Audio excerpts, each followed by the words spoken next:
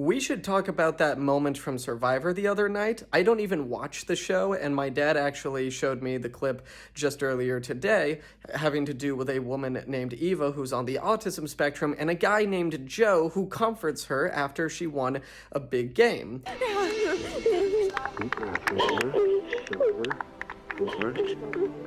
I thought this was a really cool moment. There are several things in this scene where we notice a couple of traits of the autism spectrum from her. I love the moment when Eva asks Joe to take her hand.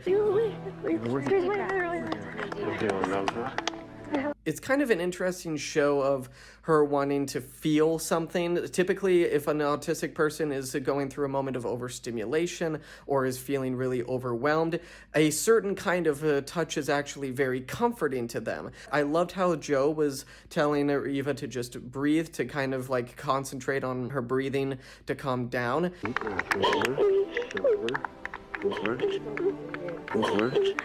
He does such a phenomenal and incredible job of comforting her. I love how he just goes to her. You can honestly look at this clip in two different ways. Not only is it a show of some of the things that autism looks like, it's also a show of great masculinity from this guy who is obviously bigger than her, but it does such a good job of comforting her. Apparently, and again, I'm not watching this season, but apparently she confided in Joe in an earlier episode that she's on the autism spectrum, so he knew what was going on at the time that she was kind of having this like overwhelming like overstimulation. Like she was happy, she was really, really happy, but she was having a really difficult time expressing that. And so a lot of times autistic people struggle to express their emotions, and when they don't know how to do it, sometimes the best thing that they can do is cry to let those emotions out. It doesn't always mean that they're feeling terrible or that they're sad. It just means that they need a way to